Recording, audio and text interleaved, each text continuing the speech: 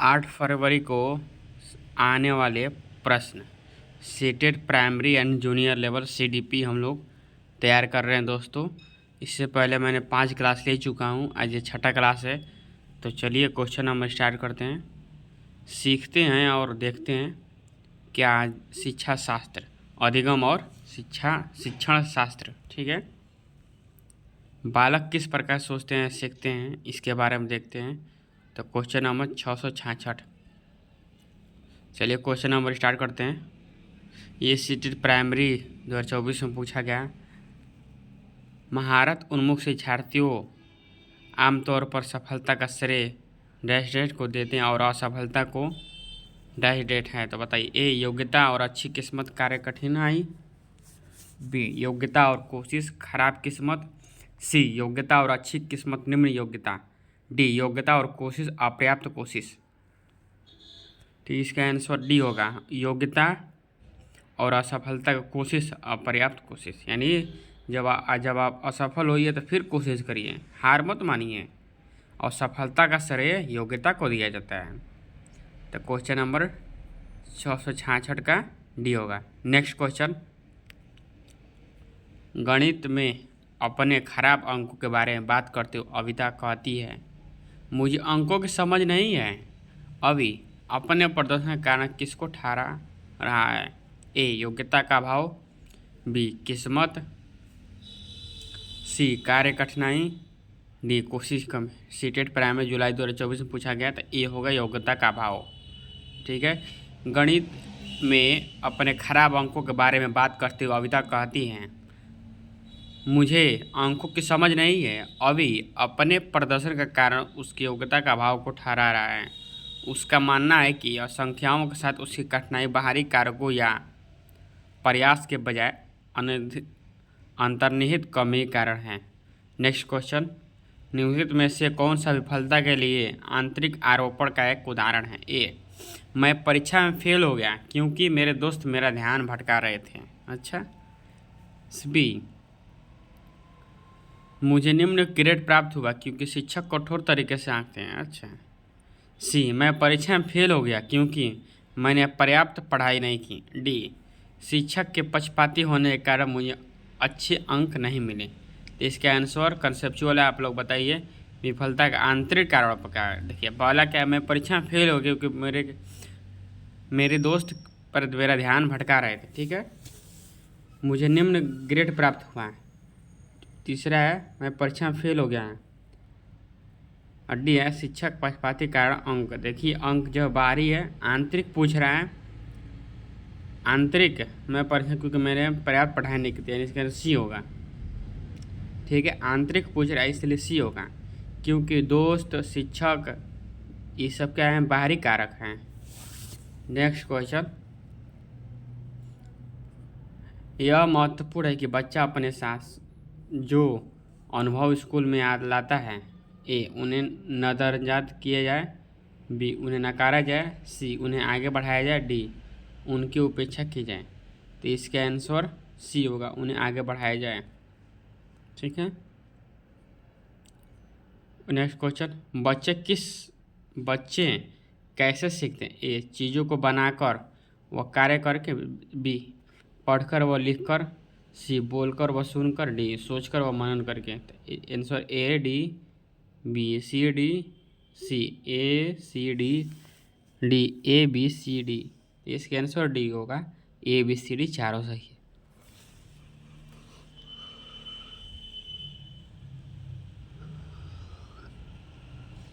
Next question देखते हैं, किस कक्षा कक्ष में विद्यार्थी बेहतर ढंग से सीखेंगे? ए शिक्षक ज्ञान के निष्क्रिय स्थानांतरण पर बल देता है, बी शिक्षक मानता है कि केवल उच्च बुद्धि लब्धि वाले बच्चे ही शैक्षिक कार्य में अच्छा कर सकते हैं, सी शिक्षक बच्चों को उनकी गति के अनुसार सीखने की अनुमति देता है, डी शिक्षक सभी बच्चों के लिए मानकीकृत पाठ्यचर्या का पालन करता है। तो इसका आंसर सी होगा, ठीक है। शिक्षक बच्चों को उनकी गति के अनुसार सीखने की अनुमति देता है। नेक्स्ट क्वेश्चन देखते हैं, क्वेश्चन नंबर 672। एक विद्यार्थी अपने असफलता का कारण अपनी योग्यता की कमी को मानता है। वह योग्यता को स्थायी मानता है और मानता है कि योग्यता प्रयासों द्वारा प्रभावित नहीं होती है। यह विचार दशा किस स्थिति को जन्म दे सकती है? ए, अधिगम असहायता। बी, मस्तिष्क सुघट्यता। सी, उच्च स्तरीय अस्मिता। डी, संबद्धता का भाव। तो इसका आंसर ये होगा अधिगम असहायता। ठीक है, इसका व्याख्या जरूर देखिए, व्याख्या जरूर पढ़िए क्योंकि व्याख्या से भी क्वेश्चन आते हैं। चलिए, अधिगम असहायता की परिघटना पर सर्वप्रथम प्रयोग सेलिगमैन और मायर ने किया था। 673। नेक्स्ट क्वेश्चन है 673। अभिकथन ए, विद्यालय को नवीन ज्ञान के सृजन की ओर लक्षित पाठचर्या पर बल देना चाहिए। बच्चों में अध्यापक के सहयोग से नवीन ज्ञान के सृजन और उसकी व्याख्या करने की क्षमता होती है। देखिए, ये रीजनिंग का क्वेश्चन है।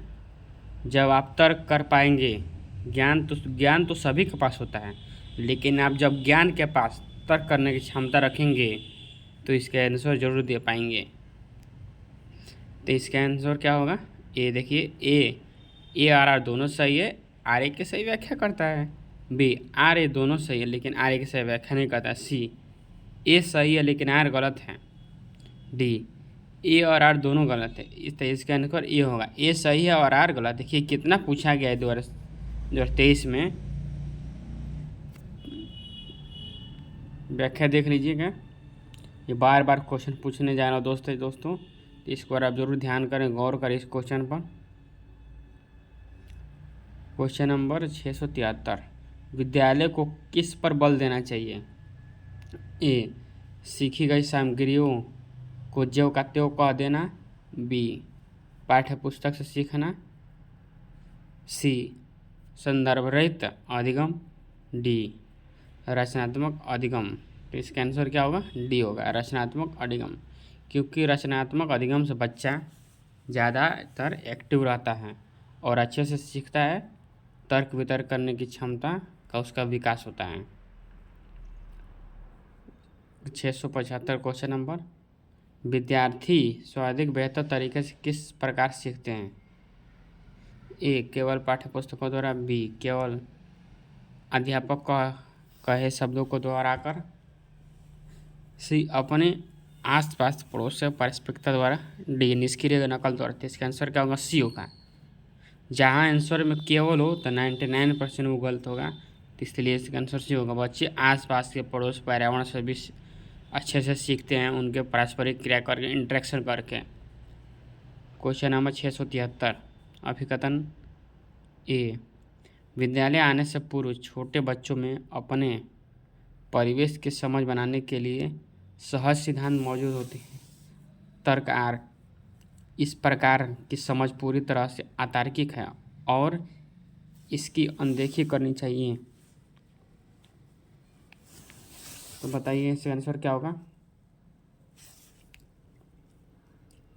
विद्यालय आने से पूर्व छोटे बच्चों में अपने परिवेश की समझ बनाने के सहज सिद्धांत मौजूद होते हैं। तो इसका आंसर क्या होगा दोस्तों? इसका आंसर सी होगा। क्यों सी होगा? क्योंकि ये तो सही है, ये सही है पर आर गलत है। ठीक है, ए सही है पर आर गलत है।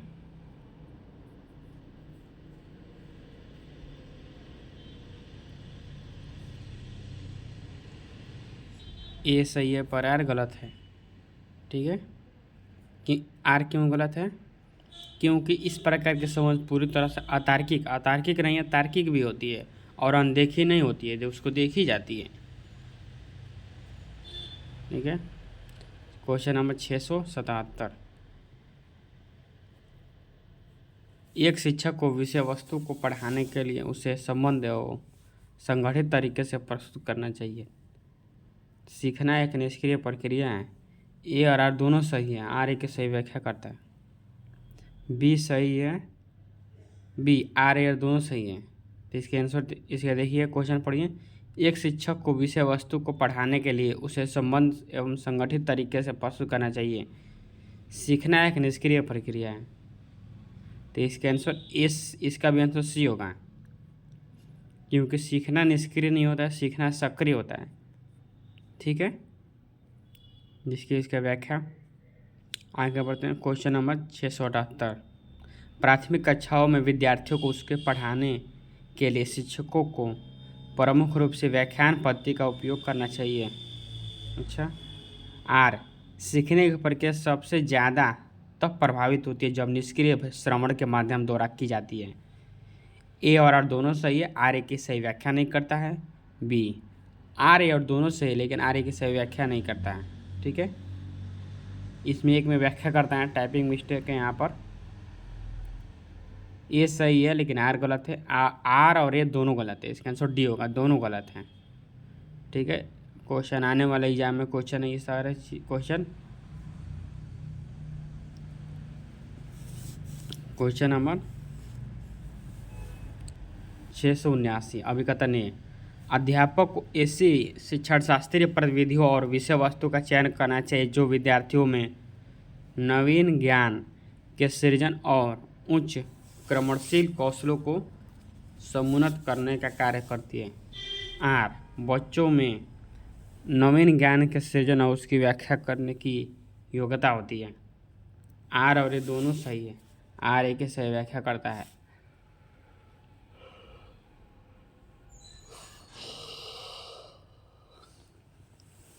बी ए और आर दोनों सही है लेकिन आर एक से व्याख्या नहीं करता। सी ए सही है लेकिन आर गलत है। डी ए और आर दोनों गलत हैं, तो इसका आंसर ए होगा।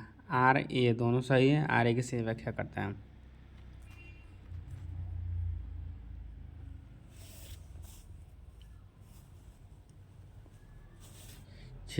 बच्चे सबसे बेहतर द्वारा सीखते। ए खोज अधिगम, बी पुनरावृत्ति और अभ्यास, सी निष्क्रिय नकल, डी कंठस्थ स्मरण। तो ए खोज अधिगम। ठीक है, खोज अधिगम की खोज किसने की थी? आर्मस्ट्रांग ने की थी। देखिए इसकी व्याख्या देख लीजिए। बच्चे सबसे बेहतर निर्देशित खोज शिक्षण और शैली द्वारा सीखते हैं। यह एक प्रकार की शिक्षा विद्या पद्धति है जिसमें छात्र अपने आप खोज करके सीखता है। इस विधि की खोज आर्मस्ट्रांग ने की थी। इस विधि को ह्यूरिस्टिक विधि भी कहा जाता है। ह्यूरिस्टिक ग्रीक भाषा का शब्द है जिसका अर्थ है मैं खोजता हूँ। इसमें शिक्षक एक विषय वस्तु का उदाहरण प्रदान करता है और शिक्षार्थी को स्वयं उस उदाहरण के नियमों का पता लगाने में मदद करता है। ठीक है, क्वेश्चन नंबर 181। दोस्तों क्वेश्चन नंबर 181 का आप लोग आंसर दीजिए। मैं आप लोग को 10 सेकंड का समय देता हूँ, चलिए दीजिए।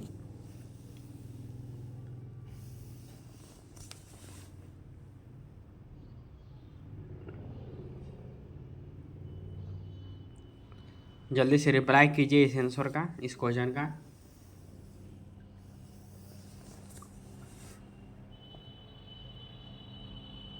अभी तक किसी का जवाब नहीं आया।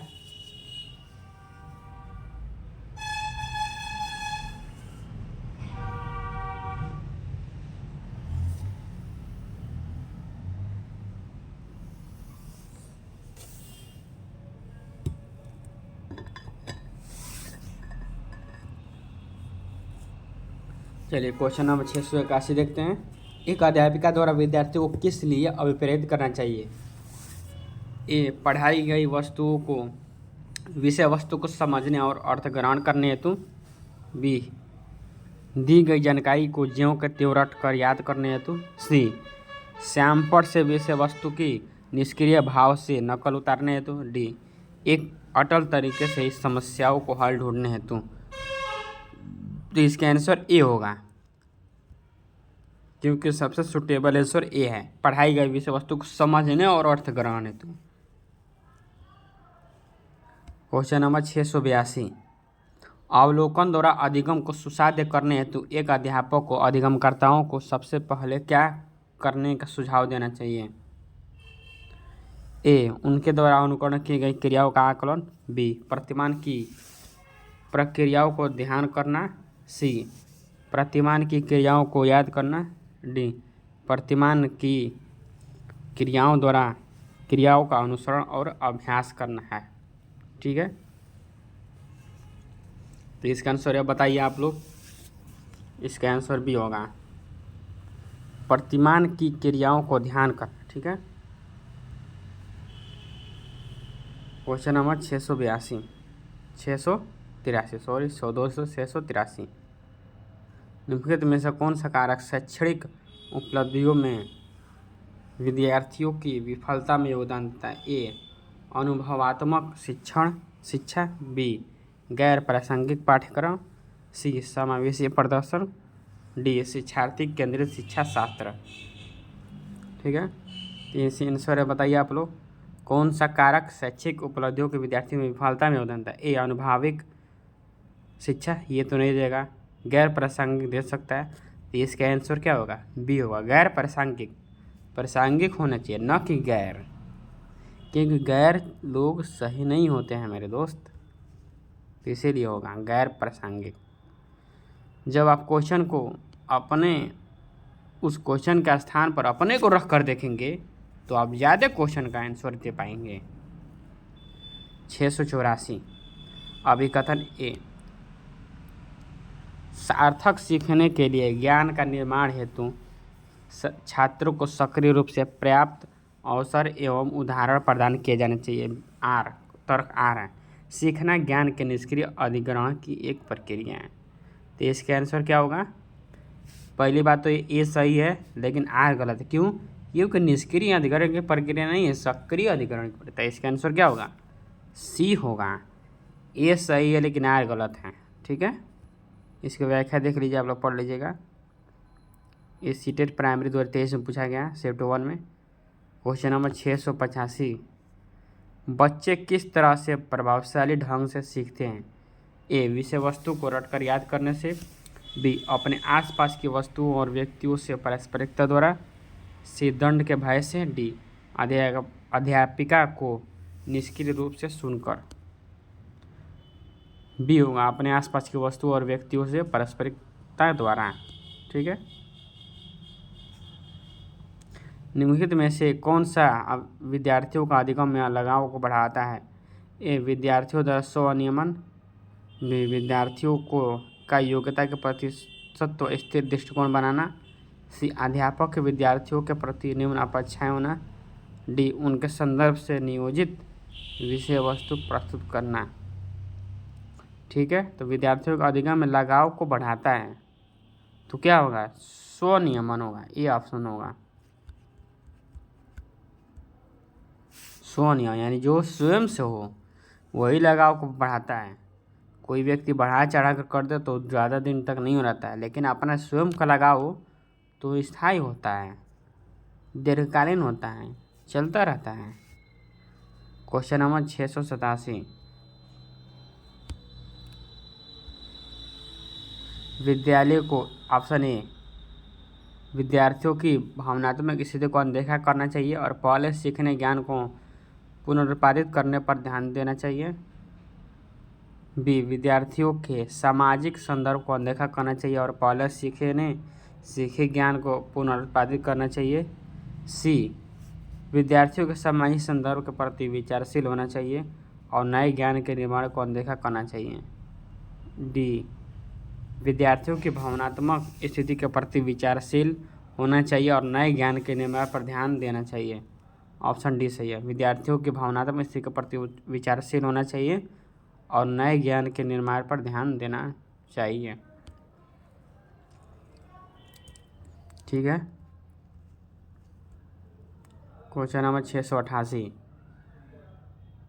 अधिगम असहायता से जूझते विद्यार्थी योग्यता का ऐसा दृष्टिकोण रखते हैं जिसमें मेहनत करके योग्यता में बढ़ावा नहीं किया जा सकता। योग्यता के प्रति ऐसा दृष्टिकोण क्या कहलाता है? ए, एकल सत्व दृष्टिकोण। बी, वार्धक्य दृष्टिकोण। सी, प्रवणता उन्मुखी दृष्टिकोण। डी, अधिगम आशावादी दृष्टिकोण। ठीक है,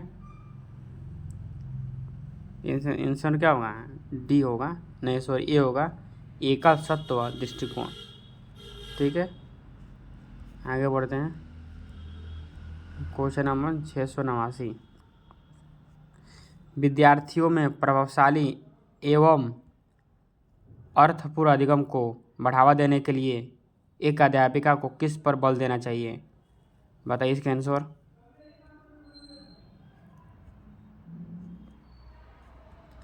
ए, दी गई जानकारी को कंठस्थ एवं स्मरण करने हेतु।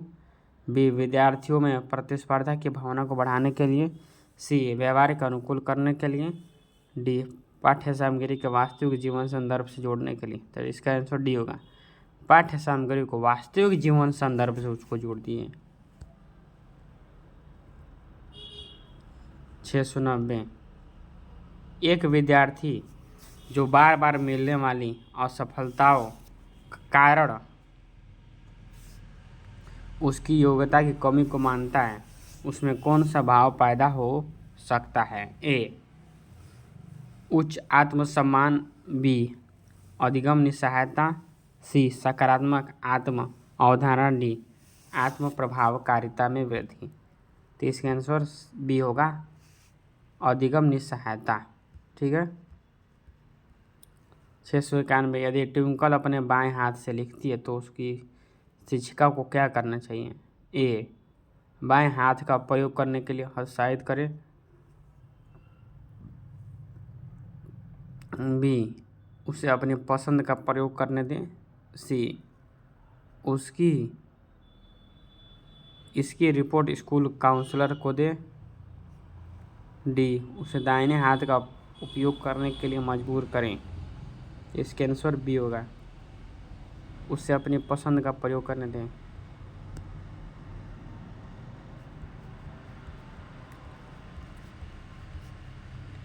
क्वेश्चन नंबर, बच्चों के सम्मुख विचार बिंदु प्रस्तुत करते समय सही क्रम की ओर जाना चाहिए। तो क्या होना चाहिए? सामान्य से विशिष्ट की ओर। बी होगा आंसर। सीटेट प्रारंभिक 2023 में पूछा गया शिफ्ट 1 में। तो दोस्तों, इस बार आप लोग ज़रूर पास होंगे। आप लोग निश्चित रूप से पढ़ाई करते रहें, हार न माने, और जो बार बार फेल हो रहे हैं वो इस बार जरूर पास होंगे। क्वेश्चन नंबर 693, विद्यालय में बच्चों की असफलता में निम्न में से कौन सा कारक बाधा उत्पन्न करता है? ए, लचीली समय सारणी। बी, संरचनात्मक शिक्षा शास्त्र। सी, कठोर पाठचर्या। डी, अधिगम हेतु मूल्यांकन। तो इसका आंसर क्या होगा? इसका आंसर सी होगा। क्या होगा इसका आंसर? इसका आंसर सी होगा। ठीक है।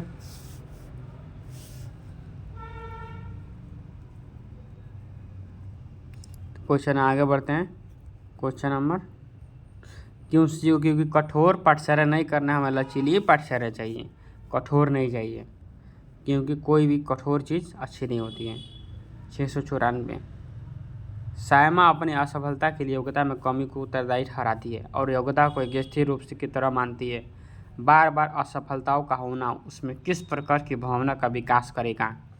ए, जिज्ञासा। बी, असहायता का सीखा हुआ भाव। सी, गर्व। डी, आशा। इसका आंसर क्या होगा? बी होगा, असहायता का सीखा हुआ भाव। व्याख्या जरूर पढ़िए, व्याख्या जरूर आएगा क्वेश्चन। व्याख्या देखिए, स्क्रीनशॉट इसका ले लीजिए। आगे बढ़ते हैं। क्वेश्चन नंबर 695, एक प्रारंभिक कक्षा कक्ष में एक बच्ची अपने साथ अनुभव लाती है। ए, उसकी उपेक्षा करनी चाहिए। बी, उन पर ध्यान नहीं देना चाहिए। सी, उन्हें शामिल कर उनका संचय करना चाहिए। डी, उन्हें अस्वीकार करना चाहिए। तो इसका आंसर क्या होगा? सी होगा, एक प्रारंभिक कक्षा कक्ष में एक बच्ची अपने साथ जो अनुभव लाती है उन्हें शामिल कर उनका संचय करना चाहिए। बच्चे अपने साथ बहुत कुछ लेकर विद्यालय आते हैं। ठीक है, अपनी भाषा, अपने अनुभव, दुनिया को देखने का नज़रिया आदि। ठीक है, देख लीजिएगा व्याख्या। आगे बढ़ते हैं। Question number 695,